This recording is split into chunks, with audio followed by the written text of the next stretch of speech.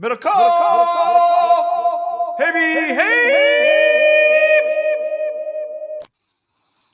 A tradition unlike any other. Starting late? I don't know what you're talking about. Right on time. What's up, everybody? If you are catching us live on YouTube, it's great to have you.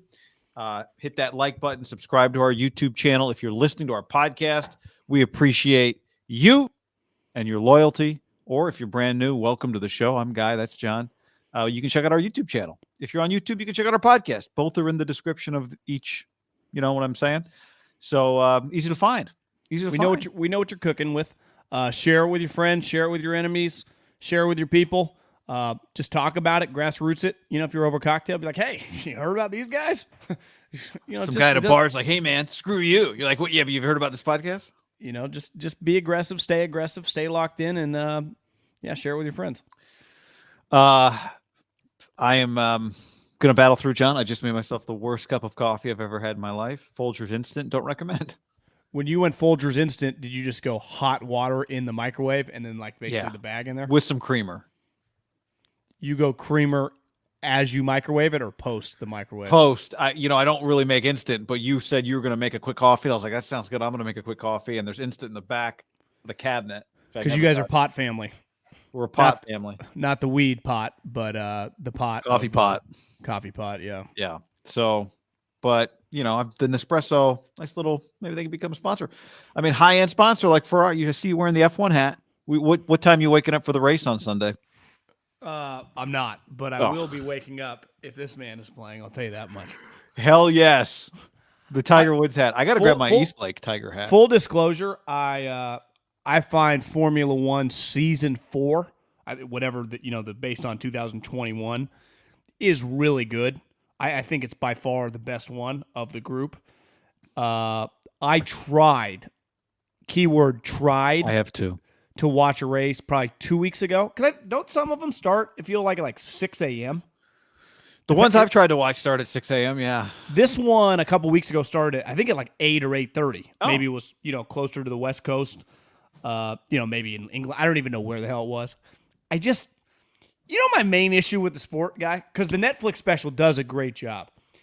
If even golf, Tiger Woods, who has, I think, 84 career victories, 15 majors, he was no lock to win every tournament. There was still a ton of drama with him playing. He lost, 80% of the tournaments he went. The same three guys basically podium in every race.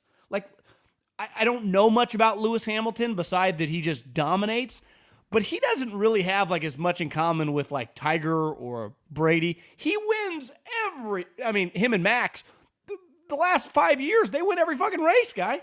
Well, win every race, they get a head start. True, but but even it feels like in NASCAR, if you get quote unquote the pole, it doesn't guarantee you win. These guys, there's no catching them. Well, Lewis Hamilton's in position 10. Or was in position 10 and finished 5th at the last race. Max Verstappen was in position 1 and won at the last race. Now, Lewis... second place starter, second place finisher. Third place starter, third place finisher. Fourth place starter, fourth place finisher, and then Lewis. That was the last F1 race. One of the episodes that I was watching in the middle of season 4, again, it's based on last year, was not Max, but Danny Ricciardo, the kind of goofy guy with the beard. Yeah. He hadn't won forever. He was with this new team. He finally wins. Well, part of it was the race when Max and Lewis got into a car accident and they both got knocked out. So it's you won. That'd be we beat the Bucks as Tom Brady broke his ankle in the first quarter. It's did you really win or did you, Yeah, well, the Cavs still celebrate their championship when Draymond got ejected. True, but ultimately my point is even with the basketball, Lewis won 7 championships in a row.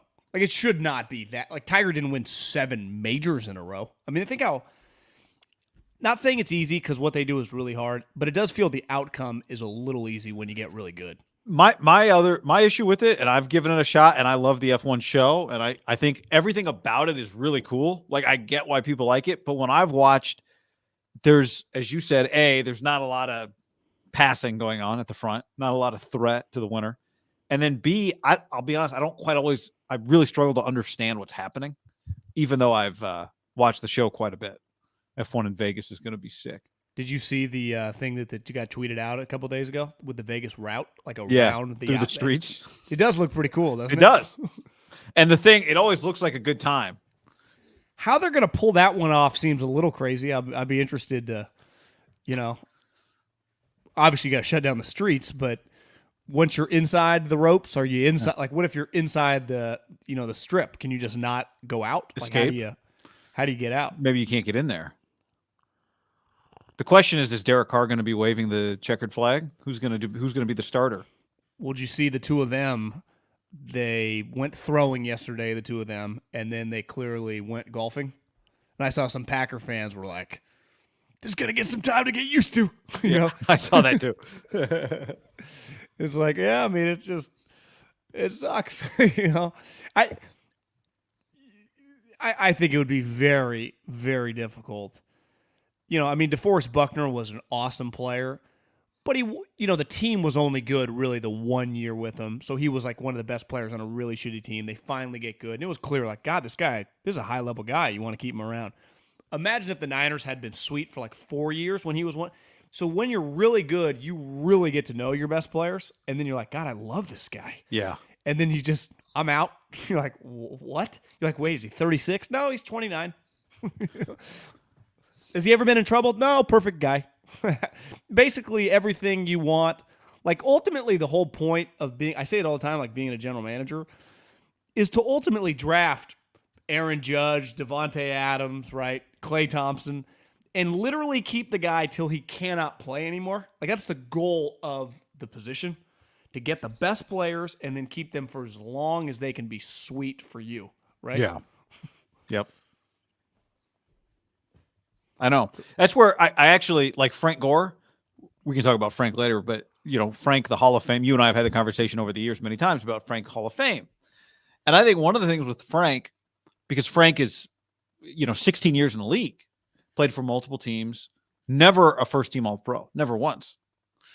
So Frank is going to get measured against, Adrian Peterson, a guy like that, who was obviously the best running back in the league for several years, like carried a team to the playoffs. Frank's value, part of his value would really be increased if he'd been on the same team the whole time. Because imagine always having one running back you don't have to replace for 16 years. I mean, he was on the Niners for a long time. His time on the Niners was probably 3 times the average length of a running back's career alone. There is a value in me never having to replace you, even if you're not the best of the best. Being reliable at that position where I have to get a new guy. Kyle's got new running backs every year, let alone every 3 years. Right, 2.5 years. He was on the Niners basically his entire prime, right? 05 to 14. I mean, that's to have a running back on your team for 9 years, or was it 10 seasons? Whatever it was. I think 10 seasons. Yeah, is pretty valuable, right? There is a value there that augments the fact that you're not like a first team All-Pro type running back.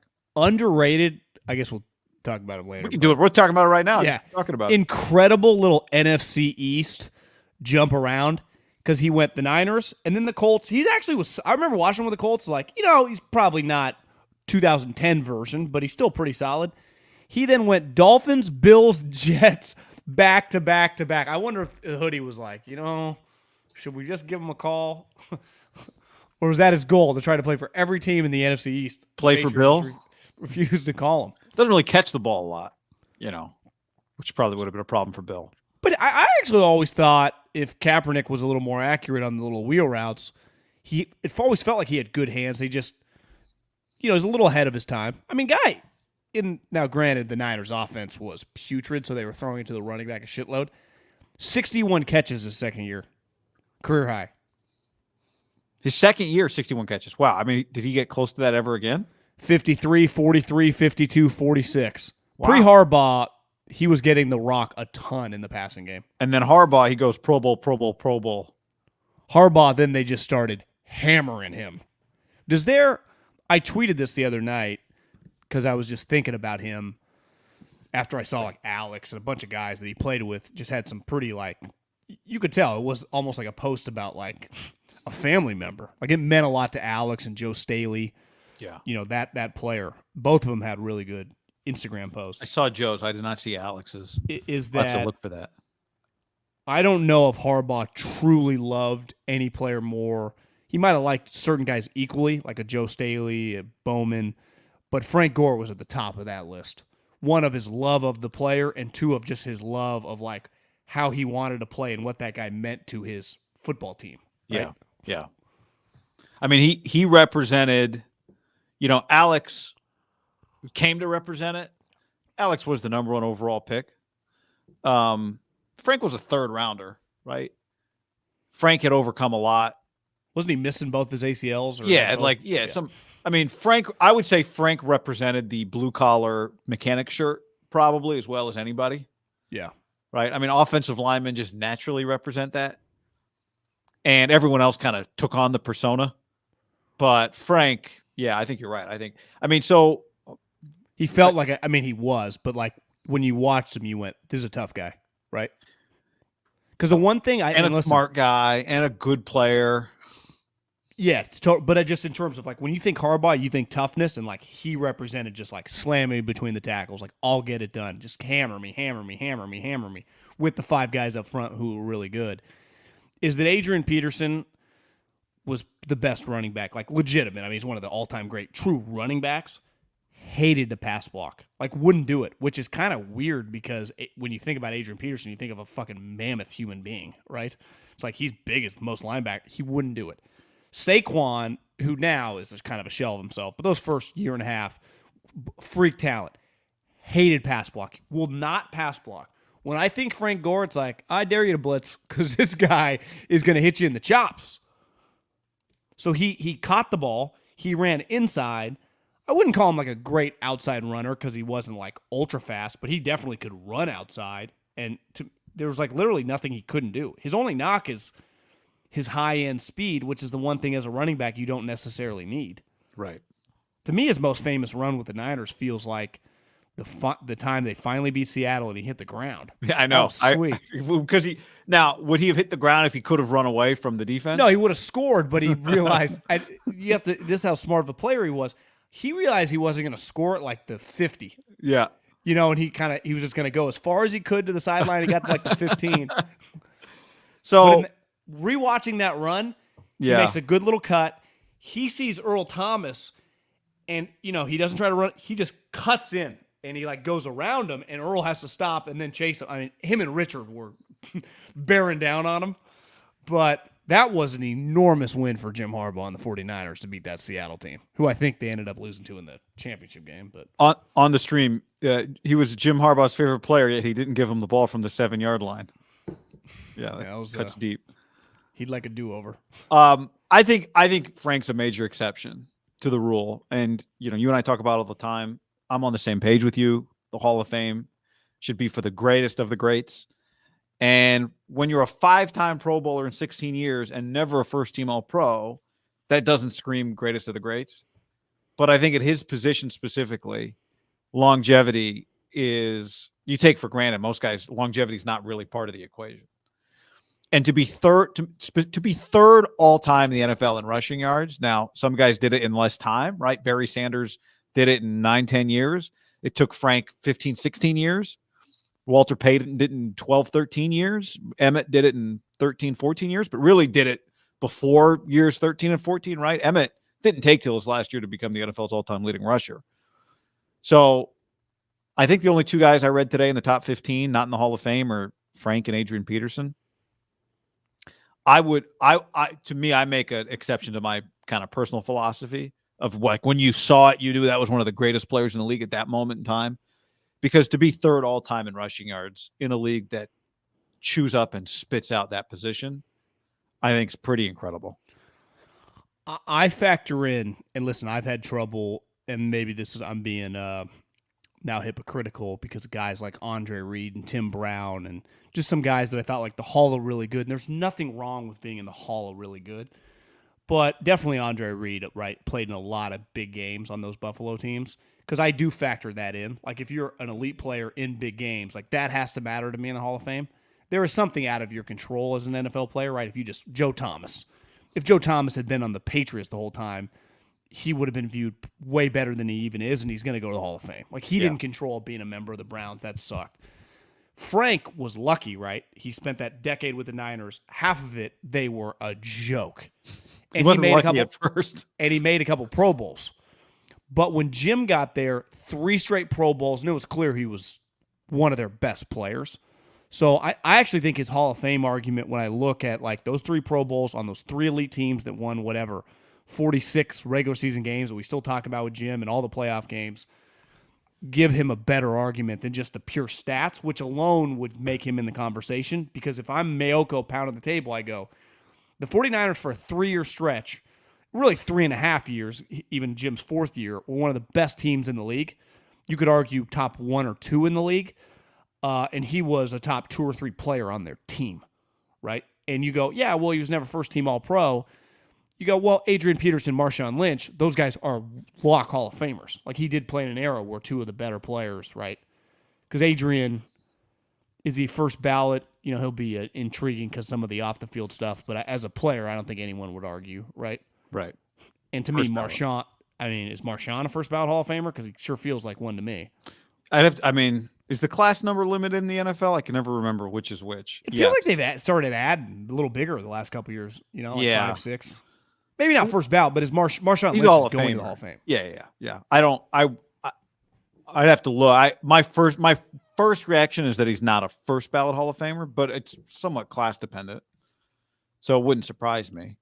You know, and I think you also have to factor in how hard it was early in Frank's career. He was playing on some teams that throwing the football, like you said, was just a major challenge, let alone protecting the quarterback and run blocking.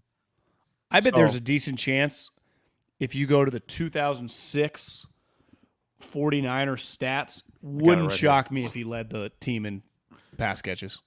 Would it shock you? 61? Well, let's see. How many did Ty Streets have?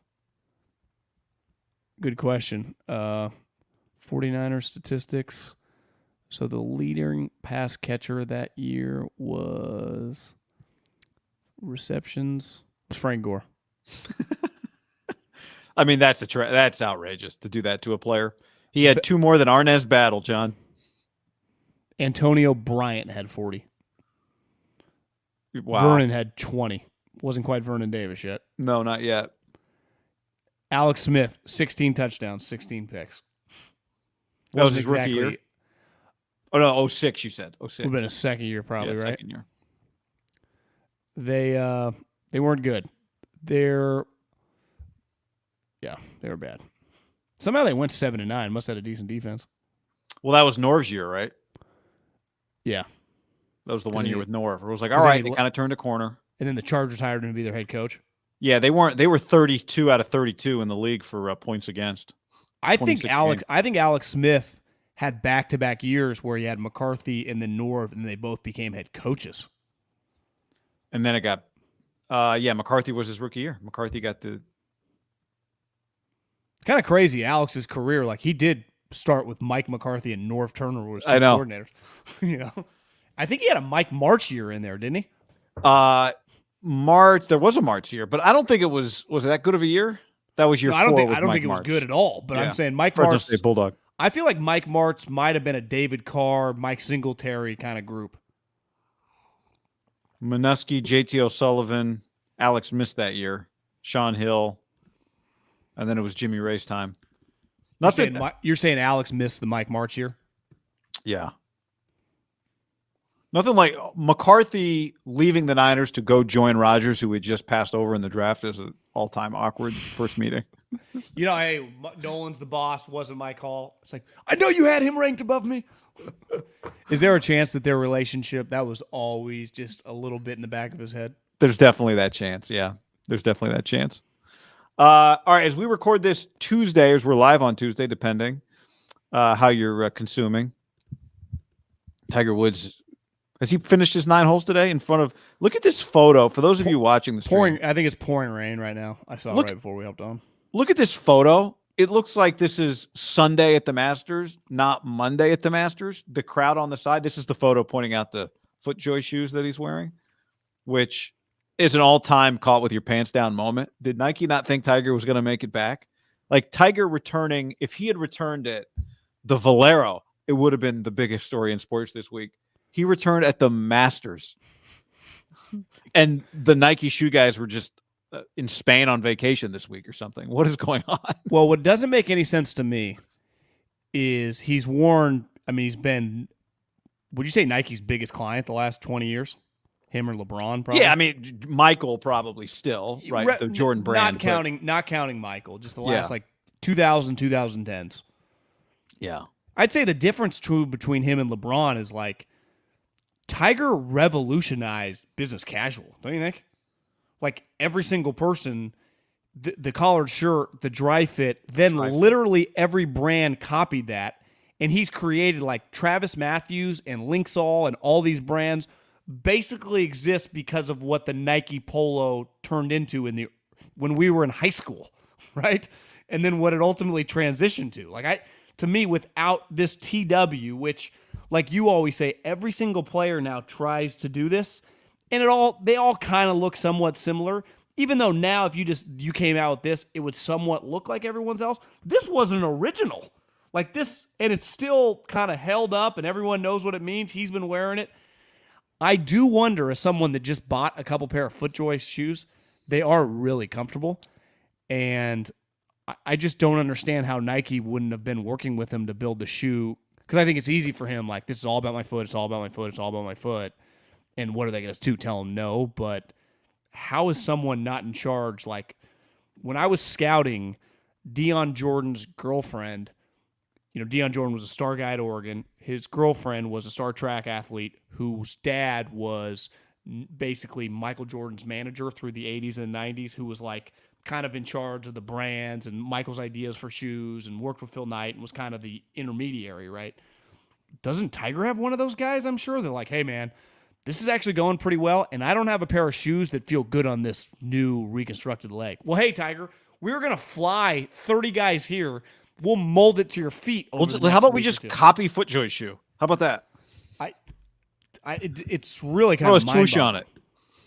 Like, the story is always that Tiger's first Titleist clubs were not made by Titleist, right? That they were not Mizuno. What's the really sort of really hard to hit kind of blade unique? I think it might have been Mizuno was something that a lot of people played in the 90s. It could be Wilson. No, it wasn't Wilson. Ben Hogan. No, it's a super exclusive. It almost looks like it. The logo almost looks like a TW, but like Old English kind of looking. Miuri maybe or something like that. I'm googling right now.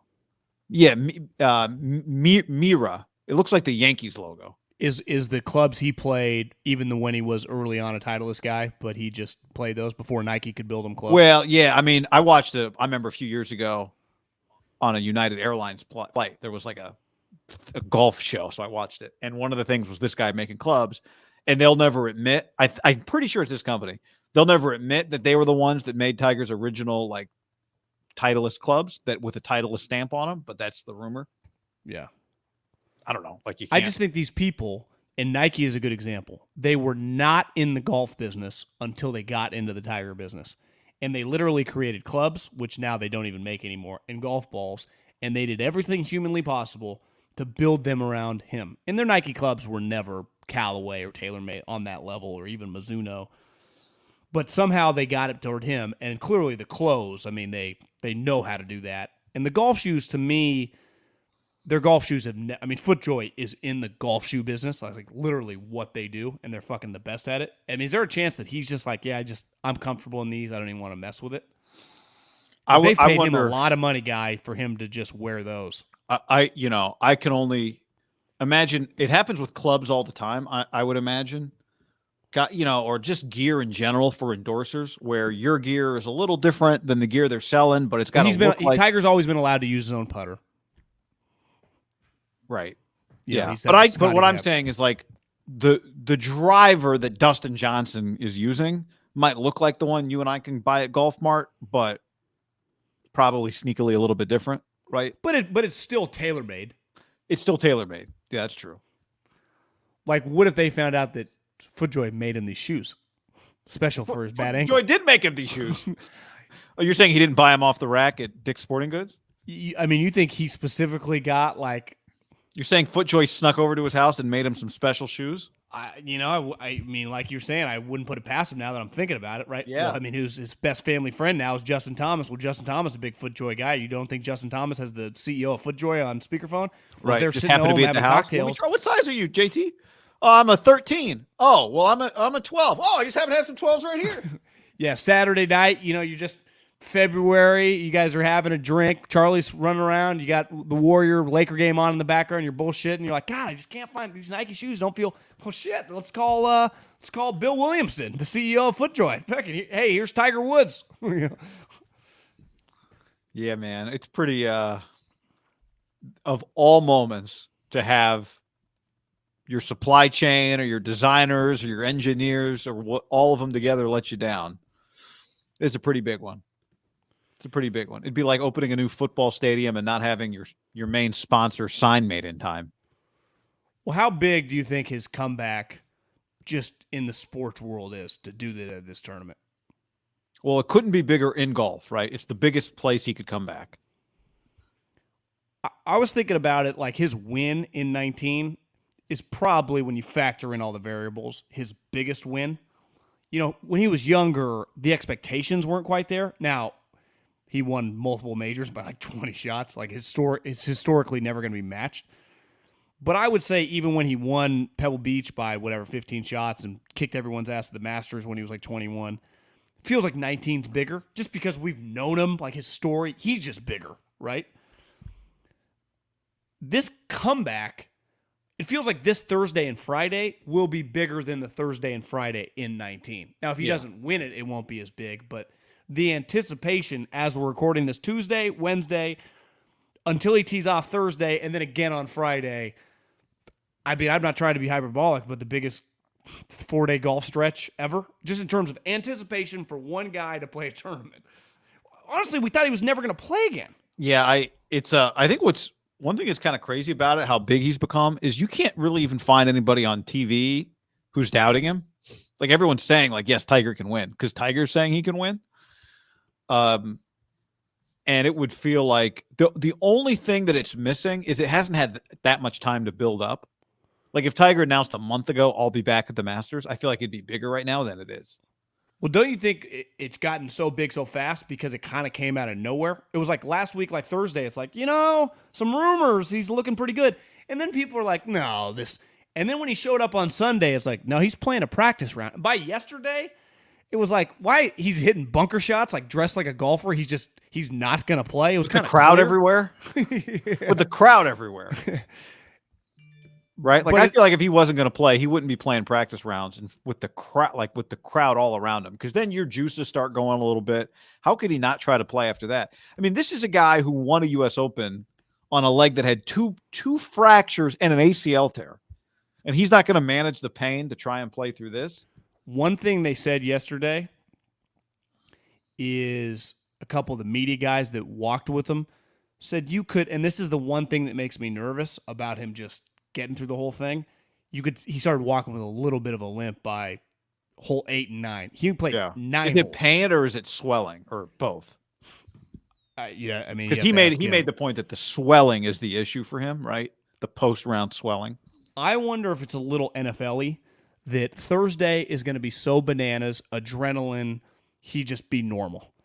But then maybe by Friday, even if he's playing okay, how could the leg not bother him? Guy, when he played with Charlie in that father-son, he was grimacing after some shots. Yeah. It's not that far ago, Are we sure that he's just 100%? I wonder if deep down he's like, what if I'm in so much pain by Saturday? I don't want to ever pull out of this thing, but like, I don't know if he'd just be a 100%. He's so tough that he would try, but like, well, how long did he play on the torn ACL in 08? The whole tournament. But he wasn't. The pain got significantly worse, right? By the end, and maybe those were the fractures. I think I watched the documentary. He was in pain pretty early, and that's when Stevie Williams looked at him and said, "I think we should withdraw. Like you're putting at risk your career here." Yeah, and that's when he looked at him. I think it might have been after 9 holes or 12 holes. Like, fuck you, I'm winning this thing. And Stevie's like, I just shut up, and he just went back and kept. So to me, that And that was a lot of pain ago for Tiger. Younger. True. And I don't know if adrenaline's good. Like I'm no doctor. Adrenaline might get too much. Like if the blood flowing, is that too much blood flowing through your leg? Like does that create swelling? Not a doctor. But I like your theory that Friday might be that Friday's going to be the really difficult day. Well, you can get him. The bet that I like, I threw $20 on him just because if he does win it, like I'm going to have a piece of it. You'd be kicking yourself if you didn't. What about this though? I don't know how he's going to play Friday, Saturday, Sunday, but Thursday that place is going to be. It won't quite be like Waste Management, but it's going to be bananas for Augusta. I mean, banana. You're going to be able to cut the anticipation in the air. I think that's going to wipe out. There are only 90 guys play this tournament. Typical PGA tournament's like 150, but because the Masters, it's not a very big tournament. Yeah. It's going to wipe half the guys out. They're just going to be intimidated. It's going to be fucking crazy. Well, I'll tell you this. We've talked about it. I remember when he came back. Not when he came back. Well, I mean, part of the comeback. When he won at Eastlake at the FedEx Cup, there was only, 25 or 30 guys in that field? Yeah. And you could hear anywhere on the course what Tiger was doing. So how do you like crazy. this bet?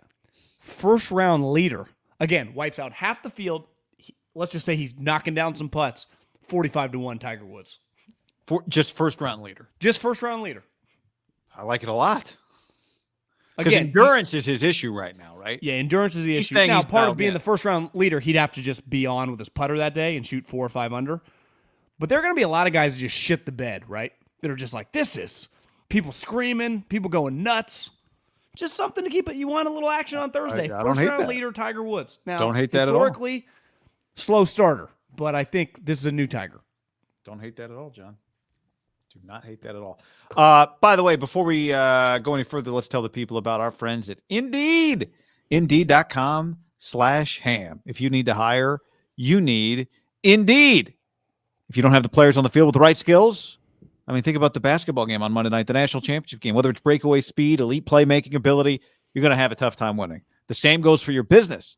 Indeed is fast, it's simple, and it's a way to make sure that you're hiring MVPs. Yep. Indeed got 4 times more hires than all their job sites combined. Join more than 3 million businesses worldwide that use Indeed to hire great talent fast. Indeed makes it easy to hire great talent. According to ComScore Guy, Indeed's the #1 job site worldwide. Starting right now, $75 sponsored job credit to upgrade your post at Indeed.com/ham. Offer valid through April 30th. Go to Indeed.com/ham. Indeed.com/ham for your $75 job credit before April 30th. Indeed.com/ham. Terms and conditions apply. Need to hire? You need Indeed. Candidates that you invite to apply through Instant Match are 3 times more likely to apply to your job than candidates who only see it in a search. You're going to get the best because the 135 assessment tests from cooking to coding, it's going to help you see your talents, abilities faster. So like John said, Indeed.com/ham. Terms and conditions apply. Need to hire, you need Indeed. Conditties. How are the Conditties at Augusta right now? Raining currently. It's the one thing that makes you, it's supposed to be, I don't think it's supposed to be 80. It's going to be 65. So, Tiger's back. He's got a fused back. He's got rods in his leg. I'll tell you, warm, bad conditions favor Tiger. Cold, bad conditions do not favor Tiger. I think anything that's out of the norm favors Tiger with the exception of cold. Right? At a place that he knows where other people are a little more uncomfortable, I think Tiger, just his experience, it would help him for something weird where his experience is an advantage. Yeah. He's got his metal spikes, though, so no slippage, he said. Yeah, you don't want slippage. The slippage Especially is a with problem. Especially with him. So, you still thinking about the national championship? I mean, real quick, for those people who might be listening to this by Wednesday, national title's a distant memory. I did think when I was watching I keep wanting to call him Hubie Davis, but it's Hubert, what's his last name? Hubert Davis. Hubert Davis, not Hubie Brown. I won't keep saying Hubie Brown. But I watched his interview post-game with Tracy Wolfson, and I did think, he just coached the national championship game. They just played in the national championship game. That's pretty cool for North Carolina. But the thing that would haunt me if I was the bearded guy on that last play, and the play was drawn up for me in the huddle, we'd practice this play in practice over the months and months and months. If we ever need a three, we're going to run you under the hoop. You're going to curl around. We're going to set a screen for you. You're going to come open at the top. You're going to come free with a chance to tie the national championship game. And you trip and fall and end up on your knees in the corner. I don't know, man. That would haunt me. Not his fault, but that would haunt me, I think. I'd have a hard time. I would much rather miss the shot than fall down and never get the ball. How about you? Yeah, I think the fall down is a tough one, man. I think that anytime it's one thing to fuck up, right? But to me, a trip, a fall, something that the ball in any of the three team sports where you're the outfielder and you trip, football, a route you trip, a basketball situation like that, the play's called for you and you hit the ground is a hard one to stomach. You drop the pass, you hit the back of the rim on the shot. Listen, you can live with it. You're right. That one's a tough. How many times do you think just in sets and practice over the years, it's not like that guy's a true freshman. He's ran plays. That guy's good. As someone who last minute, I'm like, yeah, I'll put a couple $100 on KU. Yeah. And just, I mean, they were kicking the on shit KU out or of North Carolina? North Carolina. On KU -4.5. I bet right before tip off. I'm like, I just kind of want a little action on this. So I just took Kansas. And then, they're down 15 at halftime, and I was just like, okay, we're going to lose. And then Kansas comes storming back. And then the play that they run, I thought, I've watched Kansas pretty closely the last two games, and they just do not hit their free throws. And I texted you this last night. I thought Bill Self tried to dial up a play to maybe hopefully avoid any free throws and just get his guy kind of in space and just be able to almost dribble it out. And worst case scenario, you foul me with like a second. The rules in the college basketball, you got to shoot it's not like you get to advance to the half court. Right. And this guy, in fairness, like everyone's shitting on the player, it's a tight rope he was running. You could argue like you might put that on the coach in college basketball. Is that fair? Yeah, that play's been run a million times by people successfully. I guess the question is like, is there a spot on the floor he's supposed to turn, and did he miss a spot? But you got to stay inbound. It was kind of congested right there. You got to stay inbound. Like the court hasn't changed since you were 7 years old. He went out of bounds twice. You got to stay inbounds, John. No, that's not on the coach. I had them. If he hits both free throws, I cover. Now, granted, they had missed so many, I didn't even expect him to hit them both, but it wasn't even a controversial, like, he stepped on the black clearly multiple times. The first replay, I was so happy that it wasn't, like splitting hairs. Like, did he step out? Did he not? Was his foot hovering over the line? Was it not? It was just on the line. Those last two plays were pretty wild. They were pretty wild. That game felt big. Like the colors, people often say like the Chargers, the baby blue. There is something about the right color of blue that just works. Like those two colors. I had this thought last night. I'm like, I know some older people that said a big trend has been a lot of people, partly because like who's getting into any good schools in California anymore? It's impossible. They're pushing their kids to go to out-of-state places, Texas, Alabama, Georgia, wherever. I think an underrated place to go to school and just be an alumni and you would just have passion about a lot of different events when it comes to sports would be North Carolina. Like their basketball power, their football program is by no means not some joke. Like they win 8-9 games. Like they play in big games against Miami, Florida State, and Miami. They're good at everything else. The campus just feels like college baseball's good. When you just say University of North Carolina, you ever meet someone that's like, yeah, that place sucks. Like, I know a North Carolina guy. He's always rooting for something. I went and visited the camp. I was on campus many years ago for the women's tournament. We visited Duke, which is very close, and the women's tournament was on campus at North Carolina.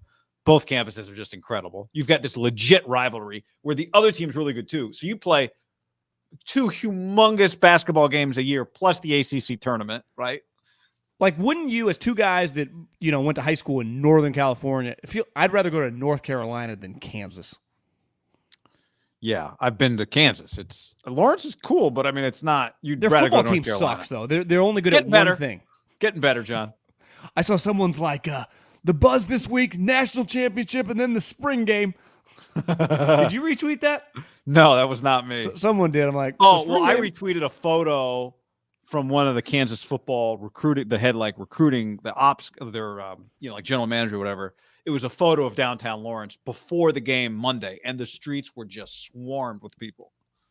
And I was like, that was pretty cool. I guess my take thinking last night, like when you just do the SEC schools and then you factor in kind of that stretch of the ACC schools, right? Duke, North Carolina down, North Carolina State, Clemson, Florida, Miami, or Florida State, Miami, and then all the SEC kind of West. I don't think North Carolina probably gets enough credit for being like a sweet place to just be an alumni of. Yeah. Well, like John on the stream says North Carolina, Michigan. The problem with Michigan, Ann Arbor's sweet, but it just gets cold as hell, right? But I would say Michigan from the cold version would be, I've never met anyone that's a Michigan alum that's not really proud. Like first of all, it's a great school also, right? It's not easy to get into. Exactly. But they're good at everything. You just have a lot of pride in wearing the colors. It's an easy conversation starter. Great colors.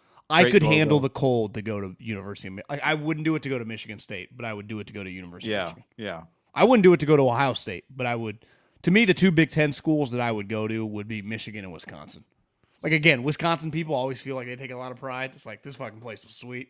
Yeah. A little more fuck around probably, but a lot of fun. Yeah. I agree. Feels like Duke would be too hard.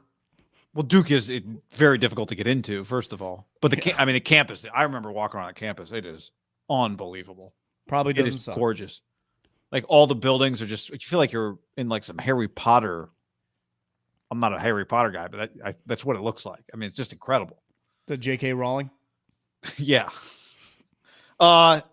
Is Harry Potter? Yeah. Yeah. Who's the guy with the I see beard? her getting What did into that it with people. She's got a little Elon Musk to her. What's the big guy with the beard? Was he? Was he the HBO Game of Thrones? Stephen King? No, not Stephen King. It? Not Stephen King. What? No Purdue Boilermaker? That's a good school. Academically, it might be a little too difficult. Madison is a top tier fuck around city, says Elliot. All right, John. How about this?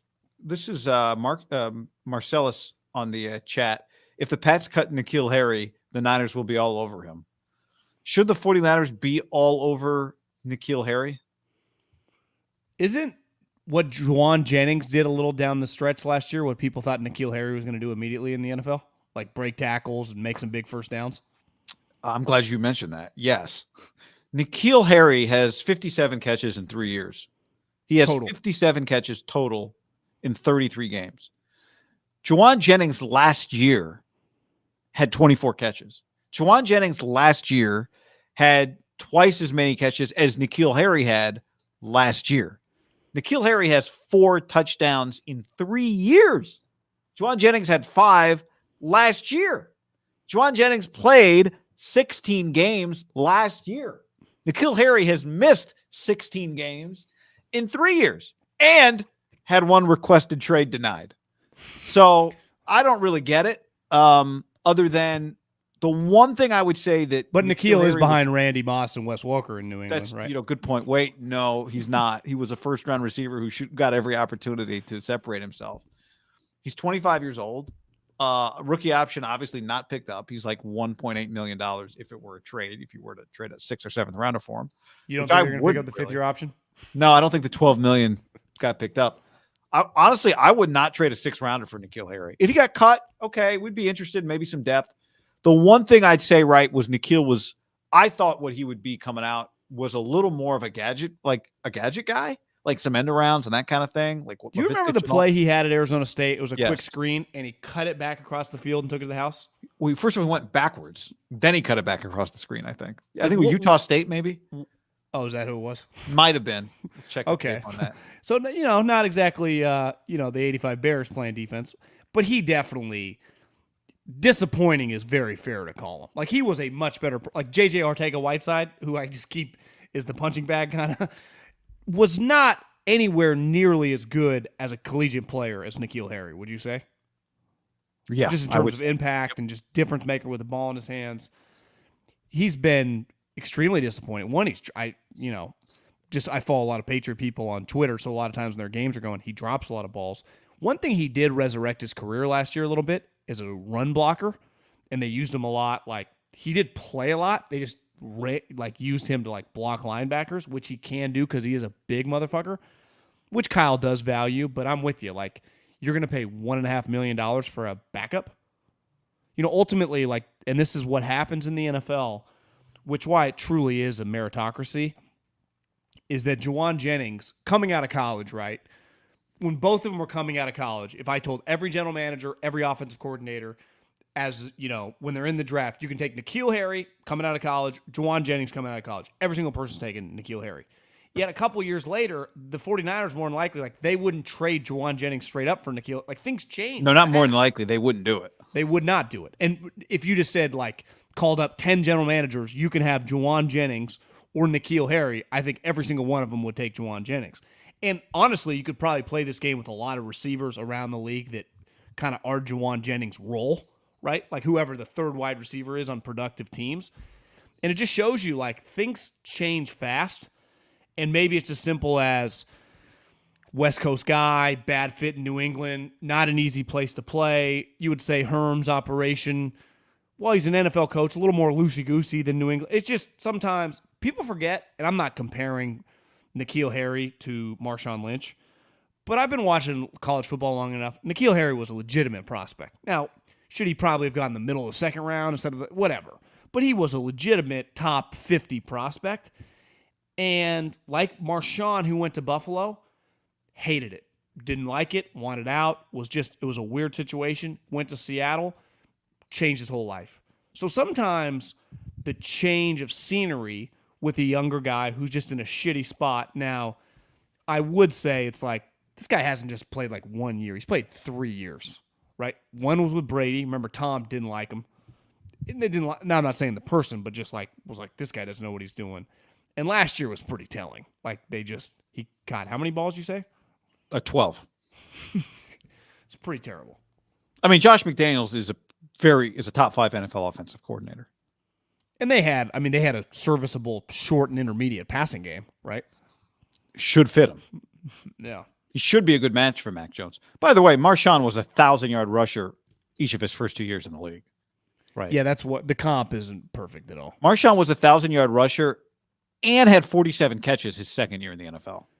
Yeah. Bad job by me.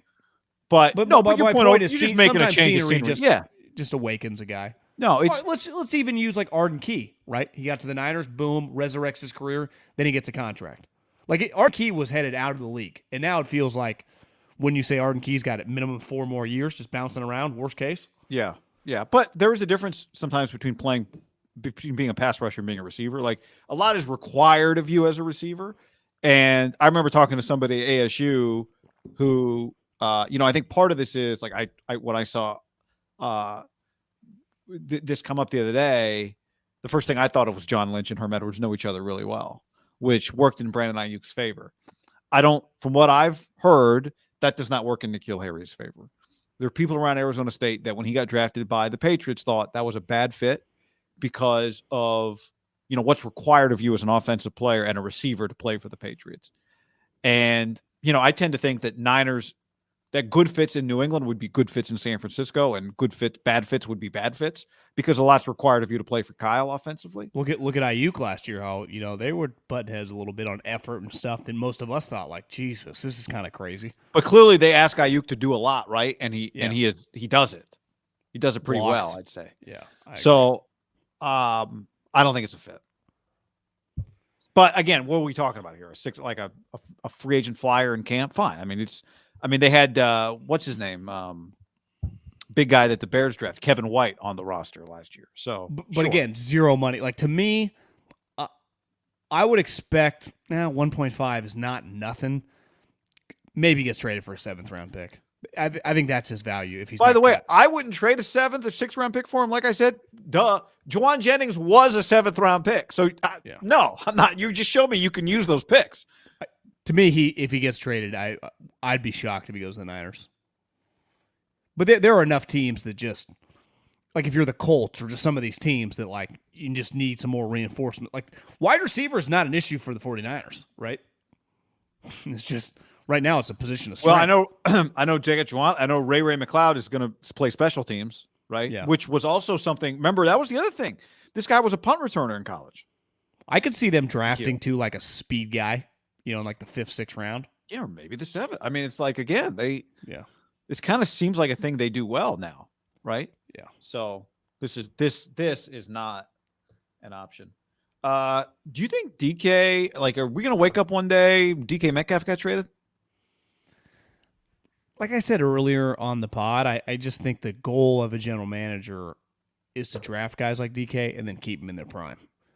And while he eats Skittles and Starbucks and Starbursts, probably a little too many. And Starbucks. Yeah. He goes Starbucks and then he goes Starbursts. Isn't the whole point of, like, for a team that gets shit on for their drafting, that's easily their best pick in the last several years, right? 29 touchdowns, second-round wide receiver. He was the last pick, too, of A.J. Brown and Debo. He was literally the last of – we talk so much about the three wide receivers. He was the last of the group, and he scored the most points of the group.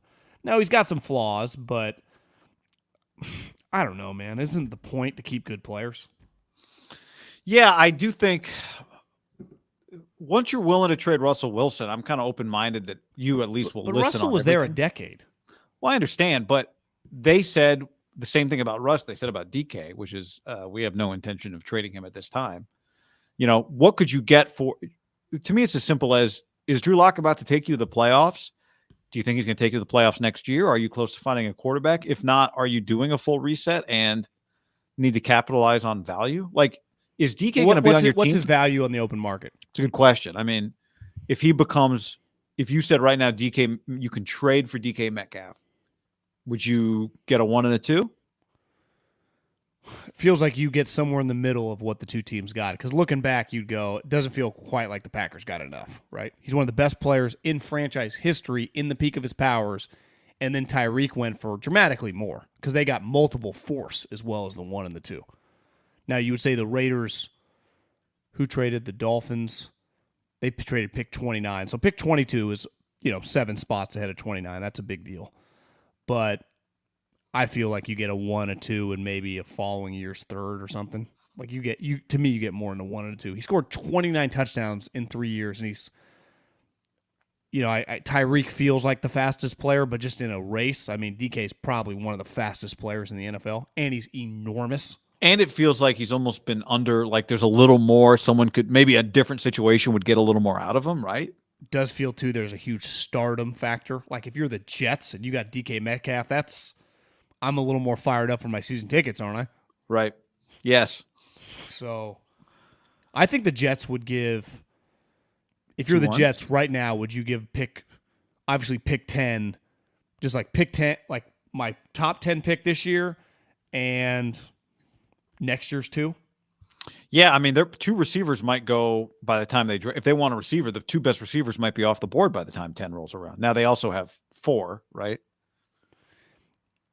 Yeah, I mean, one of the problems is the DK is you're gonna need to pay him, so you got to give up that pick. Like it's a problem it's a problem if you can't afford him, but it's not a problem because he's one of the best receivers in the league.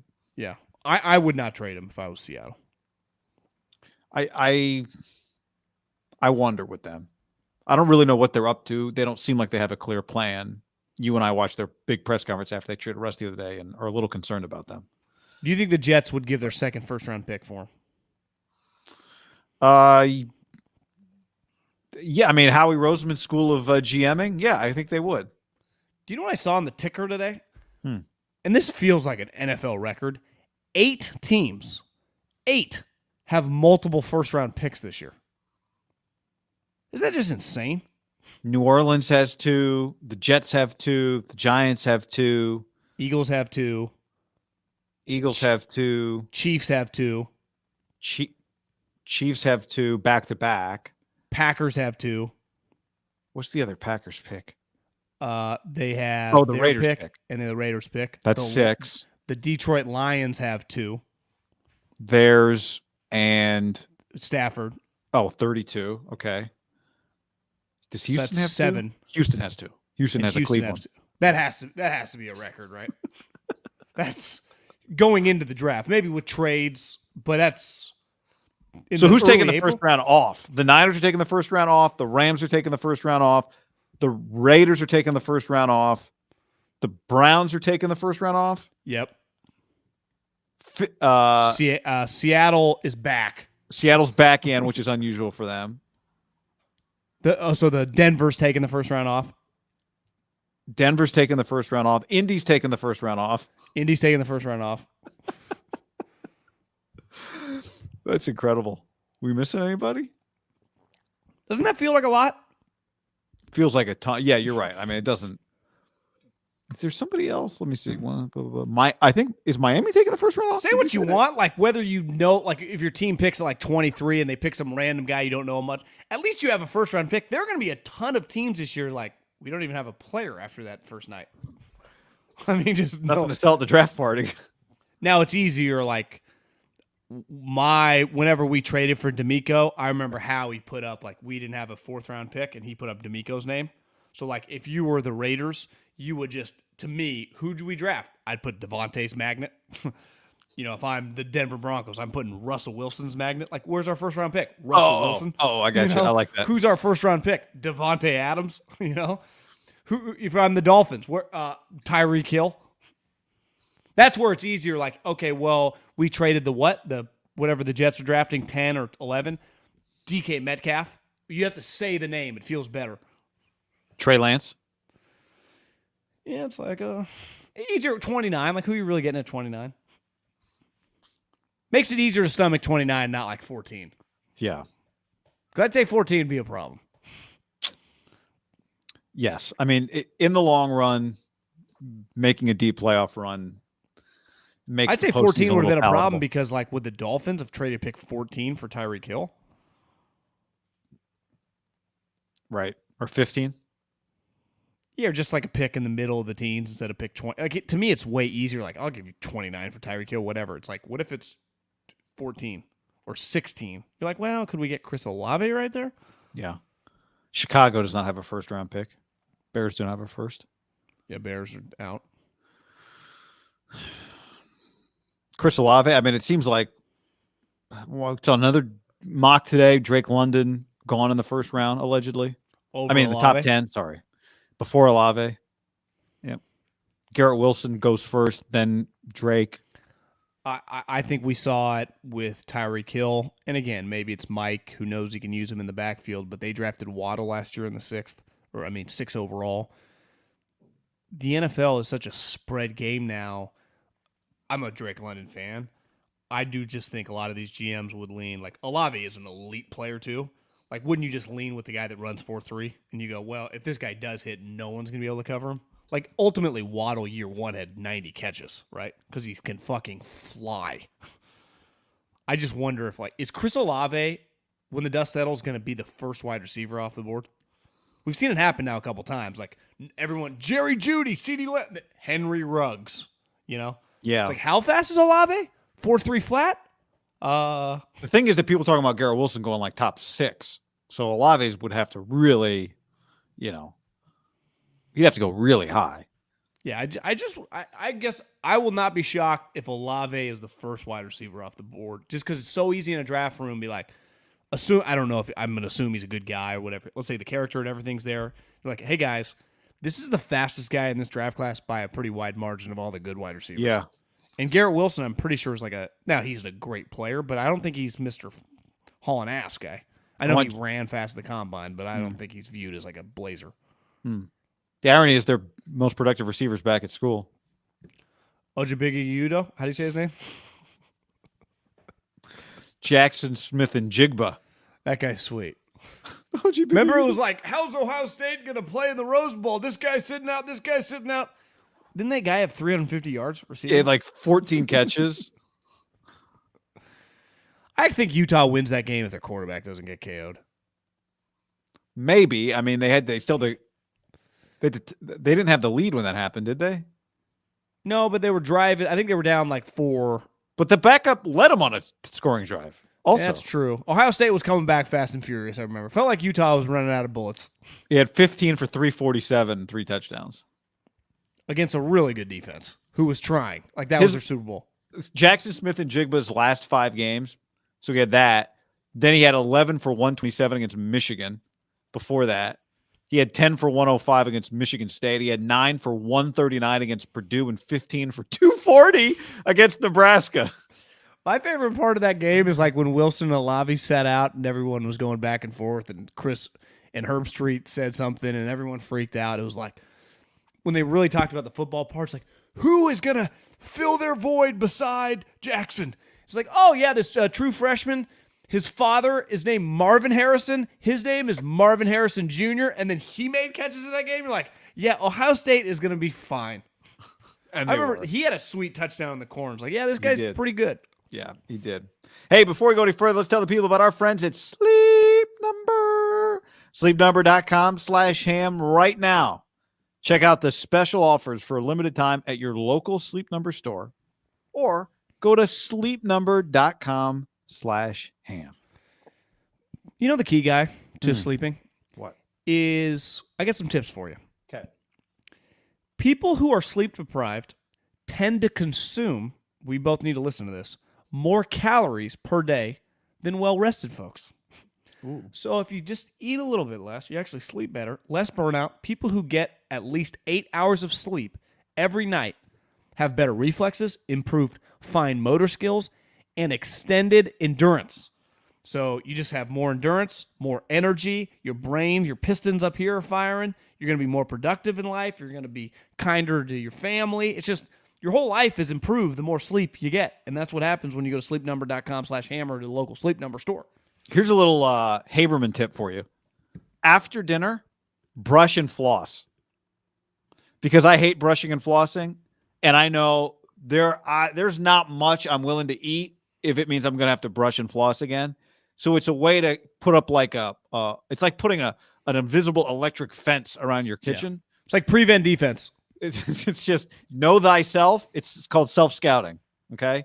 And fewer cravings. Yes. Better sleep, eat less, and then you build better habits. So I would say that's one tip. 100 more hours of proven quality sleep based on internal analysis of sleep sessions. That's what people get. Okay. If you routinely use the Sleep Number 360 smart bed, I had some afternoon caffeine now with my tongue's moving too fast. But sleepers who routinely use their Sleep Number 360 smart bed features get almost 100 hours more of proven quality sleep per year. So whatever you're on, whether you're like John, you like the bed a little softer, Sleep Number 40. Like me, you want a little more firm, Sleep Number 55. However you like it, sleepnumber.com/ham. So discover special offers now for a limited time at your local Sleep Number store or sleepnumber.com/ham. Sleep Number, proven quality sleep is life-changing sleep. Yeah.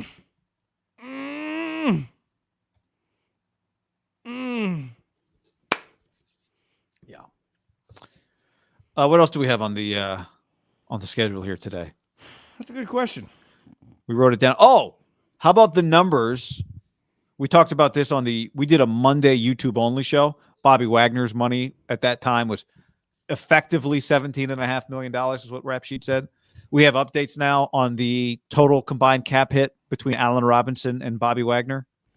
I think it's $47 million in year one. Is that right? Yeah, it's crazy. It's just people just are not understanding how the Rams feel like they have a payroll of $778 million. Well, it turns out, Guy, when you add Allen Robinson, who they gave, a 3-year, multi-year contract and a bunch of money according to Rap Sheet, and then Bobby Wagner, according to everyone except Pro Football Talk, him and Richard Sherman, I don't know if you noticed, were screaming at Florio. They were going back and forth, and Florio dropped, "Are we doing this again?" And then Richard's like, "Yes, we are." And then they were just screamed at each other, which is actually I was pretty entertained by. But the cap hit of Allen Robinson and Bobby Wagner, so basically their number 2 wide receiver and now star middle linebacker, is a combined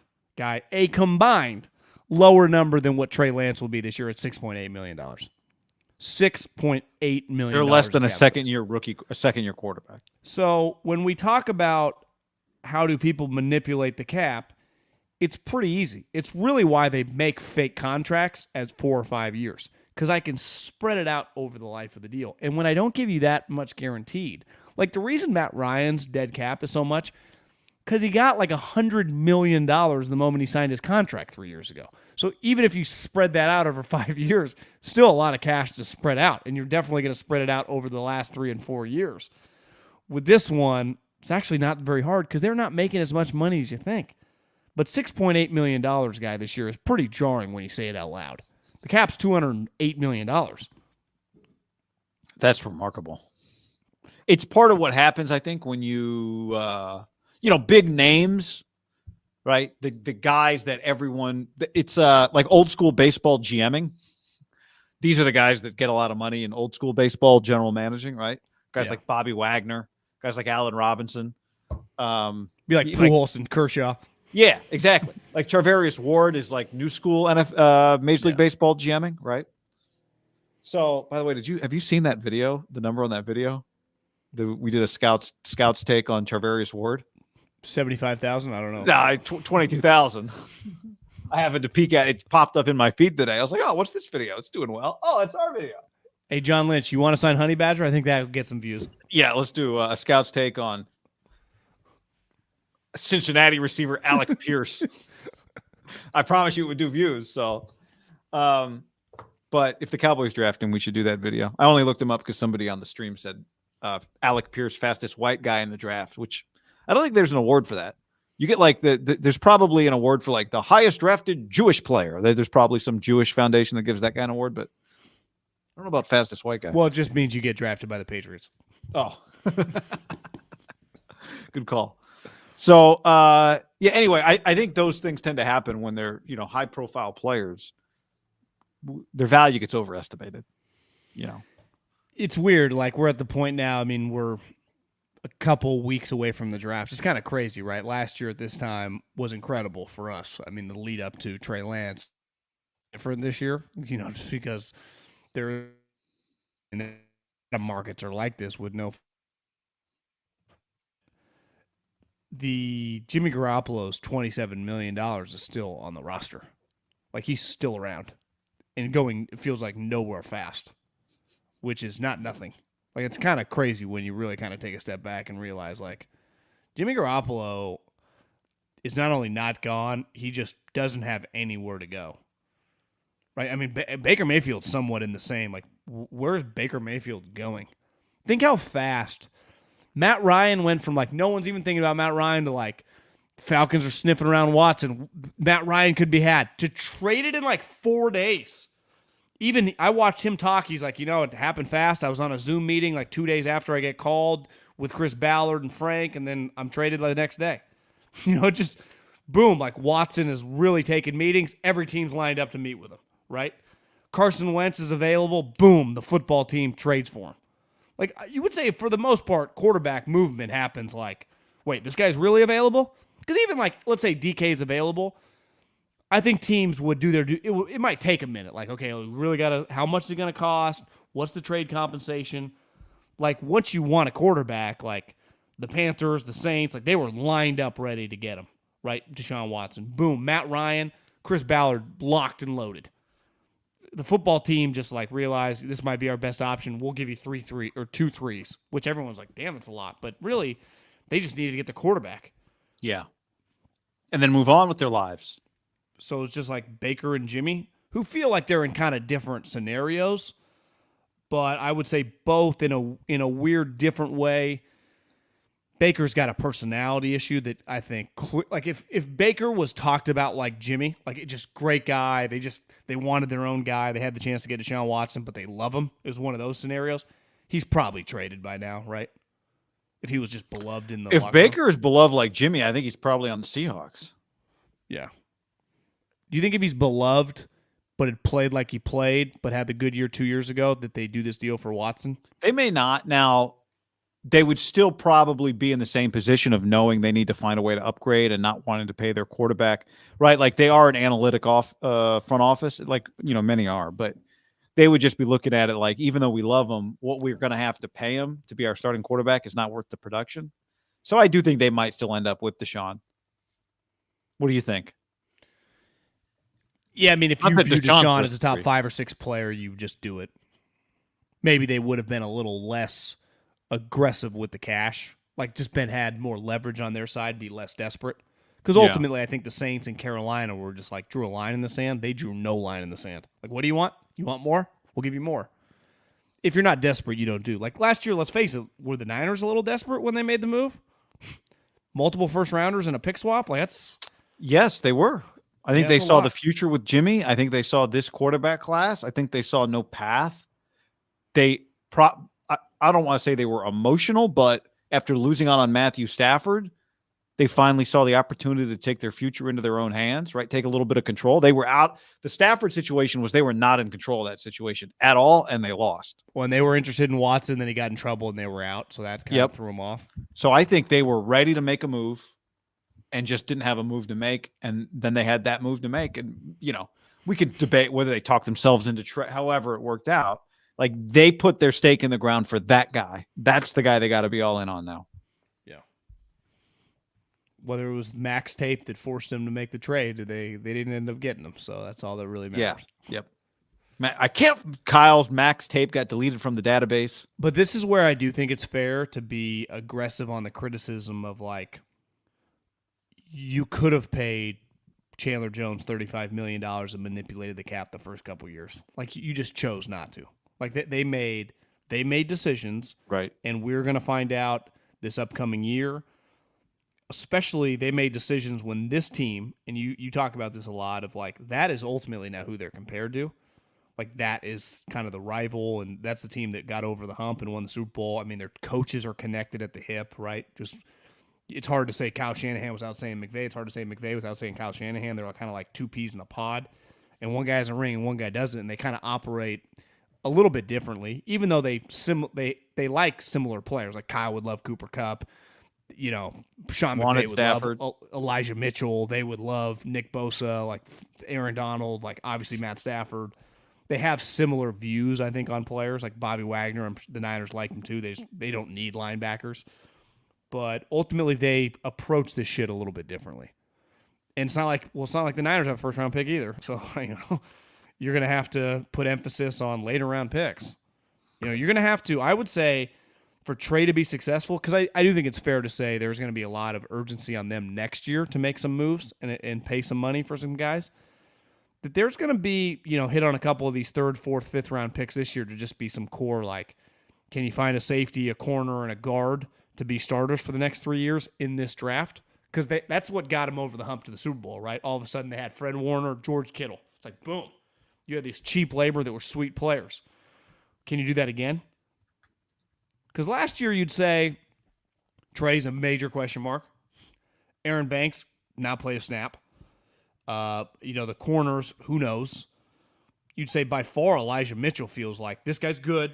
I know he can start on a playoff team. He's the only guy. Even Hufanga, is Hufanga a starter, or is he just like, I give you credit because you drafted him in the 3rd day. He's a player on game day. It's fine. But he's not probably a starter. Elijah Mitchell's the only guy I know for a fact, like, good starter. Right now for a fact. Aaron Banks, we got no clue. And Trey Lance is just, who knows? I mean, 17 games, like, is he throwing 30 touchdowns? Is he throwing 20? I mean, we all have these hypotheticals, but now, and we know the Niners corners will be starting or playing for them a lot, right? The guys they drafted, specifically Ambry Thomas, is going to play. Yeah. You'd imagine Lenore will get his shot, right?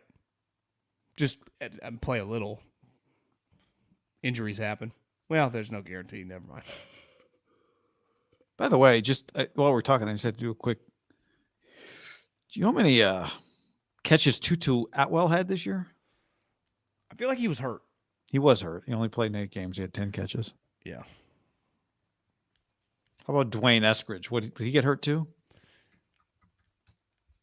Yeah, it feels like he didn't do much. Feels like he missed the season. Played in 10 games, had 10 catches. Yes. So the two of them combined for 20. And who's the Cardinals guy? That guy was sweet. Rondale Moore? Rondale Moore, yeah. So of the three, we spent a lot of time last year talking about all the fast guys that just came into the division. Each team got one. Felt like once one of them went, they all kind of got in on the act. I knew guys that had Rondale Moore as like a first-round talent. I think he had injuries in college. I don't know if he got in trouble or not. Don't want to paint the guy as a bad character guy, but I know for sure injuries. So I think people thought Rondale Moore was in a completely different world than those other two little guys. And I think he went in the second round, but you watched Rondale Moore, you went, holy shit, this guy. Pretty easy to let Christian Kirk leave. He went in the 40s, then Dwayne Eskridge and Tutu went in the 50s. So one out of three. One out of three is what hit in the division last year on that group. But you would say that, which is right on Ron Wolf's average. I could see Tutu having some moments this year. Yeah, I mean it's 22. He's plays for if Kyle had drafted him and he had just had that year, you go, all right. I mean, maybe he'll figure it out this year. So I'm not writing him off. I'm just saying those were guys that that we talked a lot about. Daniel says Eskridge had a bad concussion that lingered. That's not good. Seattle was a weird place last year. Honestly, it could be weird this year. That was with Russ. Now, if you trade DK, all of a sudden, Eskridge is catching bombs from Drew Lock. But the thing is, like, I saw Drew Lock. Everyone's like, well, the Broncos, they have these sweet wide receivers. Yeah, Drew Lock, we saw him at quarterback. It didn't really work. Now they're acting like it's going to be sweet because of Russell. So if you put him now with DK, Lockett, Eskridge, and some of these other cats, aren't they going to be worse? Because everyone expects Judy and Sutton and Hamler's coming back off an injury to be awesome with Russell. Well, we saw in the second half of the year when Drew Lock started after Teddy 2 yards got basically benched or knocked out. So I just don't expect them to be very good on offense. Thanks, Luis.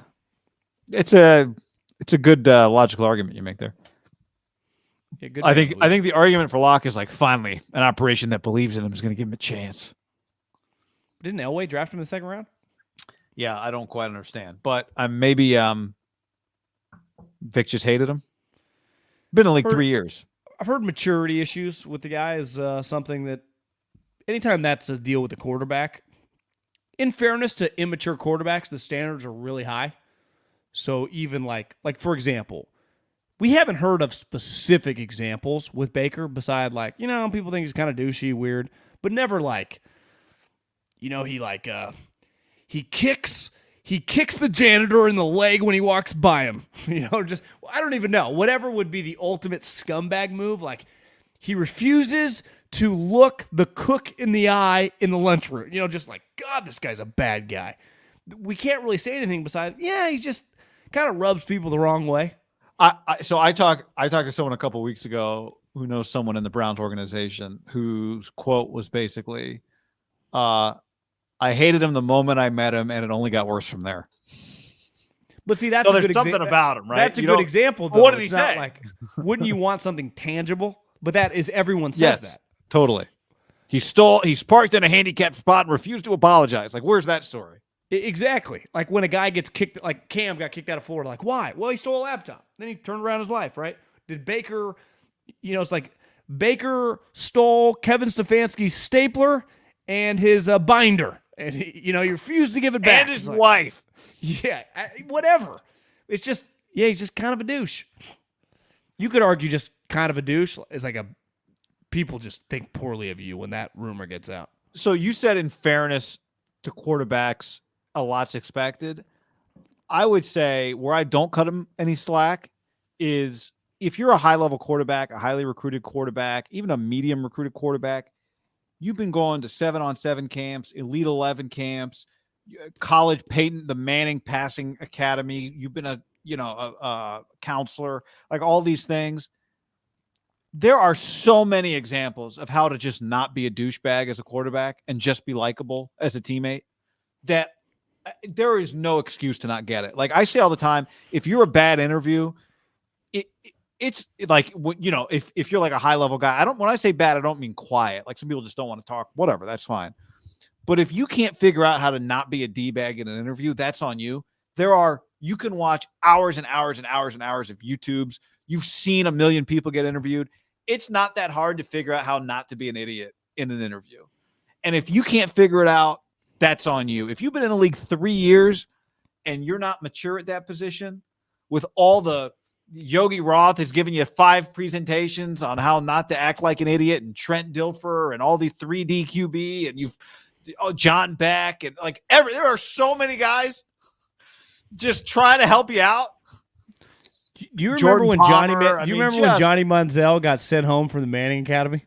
Yeah, like what, did he oversleep or something like that? Well, did he get and Archie told him to leave. And they still drafted him. It was like Archie. Wait, this guy he got sent home from the Manning Academy. It's the place that everyone goes, hangs out, everyone loves each other. He got sent home.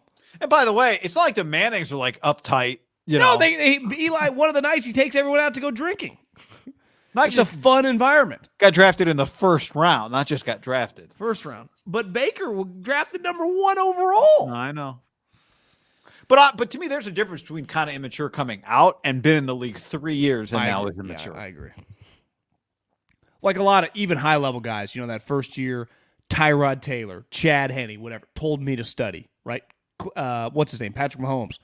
Alex Smith. I learned a lot from him. Now, was it just like I was mature when I showed up? I just had to learn how to do stuff? Or like he taught me how to be mature? I don't know.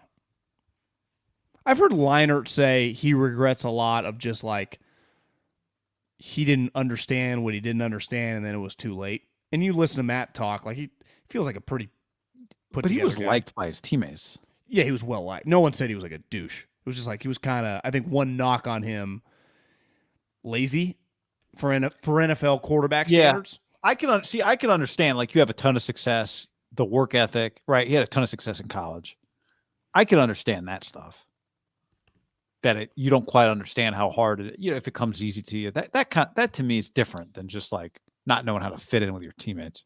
Why that's the thing. It'd be one thing if like, Baker just doesn't quite work hard enough. No one's even saying that. There's like, yeah, these people don't like him. Was there a Javon Kinlaw hype video? Like Kinlaw working out? Was there a video? Coming. A lot more coming too. Well, you had a big grin on your face before I put that up. Did you see something? No. I don't even know why I was grinning. Something about quarterbacks made you happy. By the way, hey, don't forget iTunes podcast. Leave us a question there. Get in the mailbag. And he released it on his IG. Let's do a quick. He was working out like D Ford was. That's not a good sign. Also, you put the DraftKings game in the description. You can find that bad boy. Oh, right outside the facility. That's right by the. Oh, nice. Just some get-offs. Then he's driving in his car. Kinlaw, man. I don't blame him. I mean, there's nothing he can do to not kind of get me. No, I don't blame him either. So we got DraftKings game. Yeah. 85 open spots. Okay. Right now, the way that works is first place, if the game fills to 200 people at $20 a purse is what it costs you to get in. First place is $900. Then it goes down to $720, $540, $360, $270. Top 10 places make money. 10th place makes $144. It's just going to be a great time. It's going to be a lot of fun. We're not being paid to promote DraftKings this week, but we love doing DraftKings for majors, so we're doing it. If the game should resize, so the game in the past with DraftKings, if a game doesn't fill, then it gets canceled. This one will resize. It should. It's a new thing, I think. So those numbers could change, but right now it's still going to be pretty big. And you think this is set no matter what?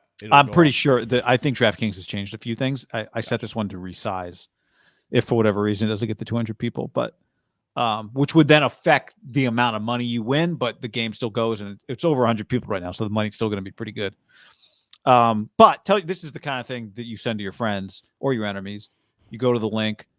I don't think I have the link in the YouTube or the podcast, but I will put that in now, so you should be able to find it that way. You can just click on it and enter the game. I'm going to put it in. I'm going to put it in the description right now. So I follow this account.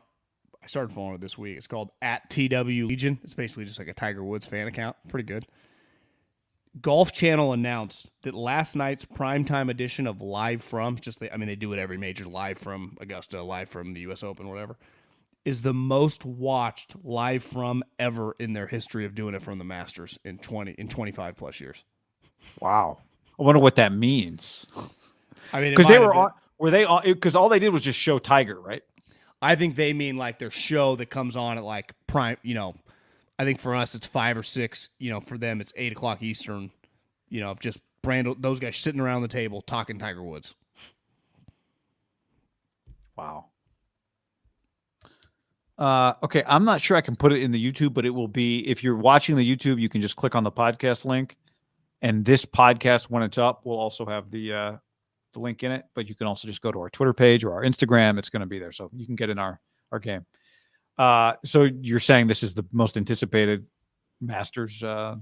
I think it's going to just be, I think these next 24 hours of just everyone sharing, a tweet, a text, I just think there's a lot of like, should we gamble on Tiger? I think that helps. Yeah. Right. Should we put 20, $50? Like, what are Tiger's odds? When you go, they're 50-1. You're like, wait, $20 wins me $1,800, or I don't even know the math, but it's pretty easy to put $25 on the guy. 25 times, maybe I got him 48-1. It's $1,200. It's just like, what if he wins it? There are worse things to invest in than Tiger Woods at this major of all majors. So let's do it. All right. Hey everybody, thanks for hanging with us. Always good to see you, whether it be on YouTube or on podcast. We appreciate you. Go Dogs.